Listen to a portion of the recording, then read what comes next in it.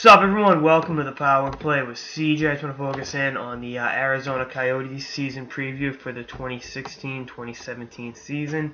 Obviously, Arizona was a little bit better than people anticipated last year. Obviously, not enough to really be in the playoff push, but they didn't suck. They didn't suck as bad as people thought they would. They got plenty of productivity out of their young kids. It was impossible not to be wowed with what Max Domi and Anthony Duclair were doing on a night-in, night-out basis. I know, they both kind of had their ups and downs with the proverbial rookie wall and all that shit, but they look pretty damn good.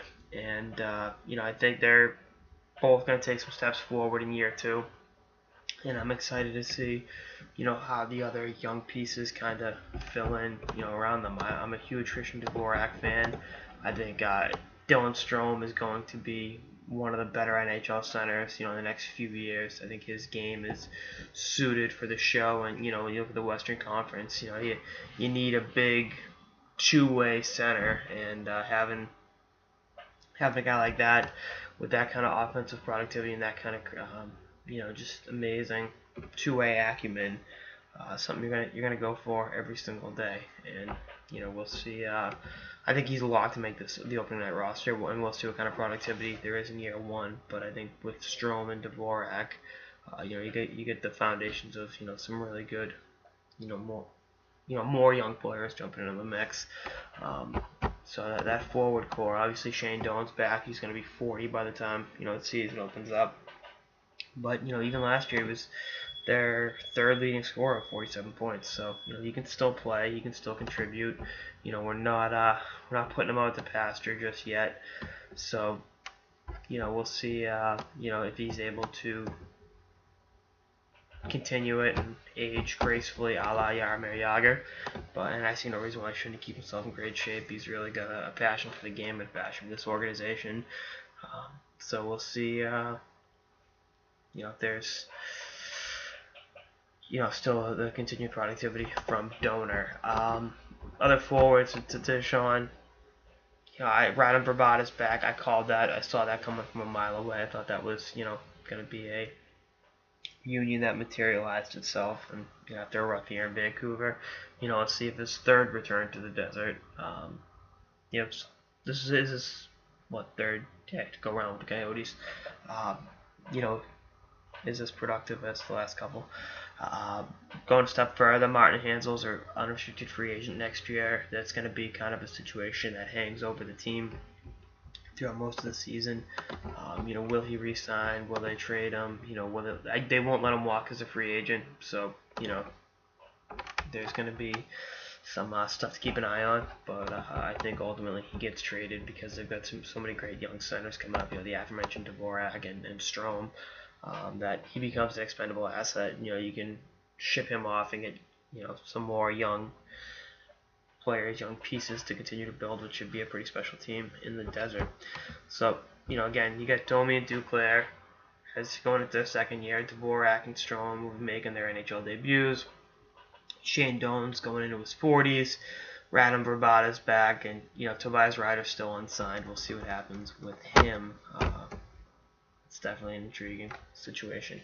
On defense, obviously Oliver Ekman-Larsson, he's the number one defenseman that teams. If you're gonna build a great team, you need a guy like Oliver Ekman-Larsson, and they don't grow on trees.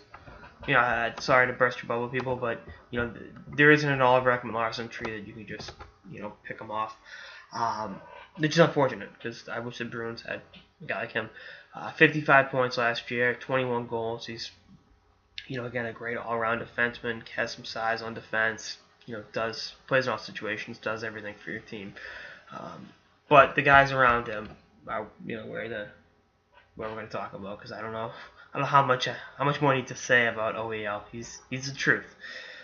Alex Goligoski was one of their big off-season acquisitions. One of the better puck-moving defensemen in the game. Stanley Cup champion in Pittsburgh. Really came into his own with the Dallas Stars, and knows what it takes to play against some of the elite players in the Western Conference. So he's definitely going to give their power play a major shot in the arm, and I look forward to seeing what him and OEL do together on defense.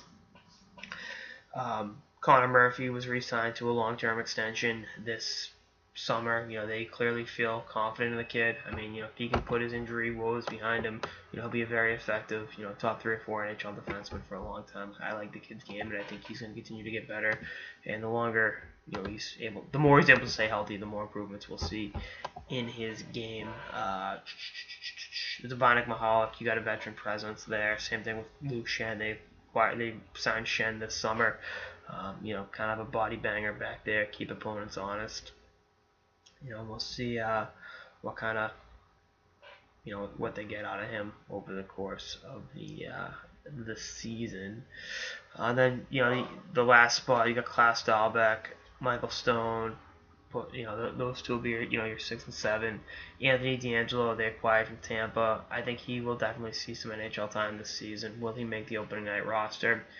That remains to be seen. I think Kyle Wood will see some time this season. I mean, he gives you some size on defense and better than expected offensive instincts. Jacob Chikrin will be back in junior hockey. I think he needs another year in Sarnia, and I think sending him back allows him to go back and work on some things. Iron out the kinks in his game, whatever cliche you want to use, and we'll see. If he's ready for the big time next season, but definitely a draft steal, and I've talked about that a few times. So their group on defense is coming together nicely.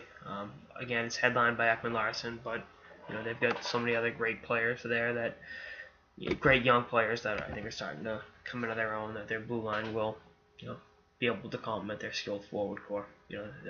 Donnie Maloney and now Chaika have done a fantastic job of acquiring young talent. And, this team will take some steps forward this season, but, I don't think they're at the contender level. On goaltending, Mike Smith is your number 1, obviously, and Luis Dominique looked pretty good at times last season. So, we'll see what happens with those two.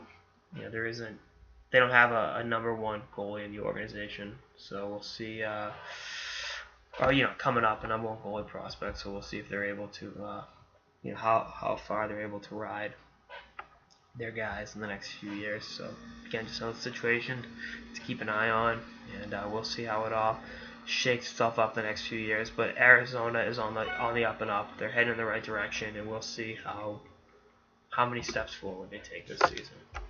Anyway, that's all I got in this episode of the Power Play with CJ. Stay tuned for episodes throughout the off season and beyond. Later, guys.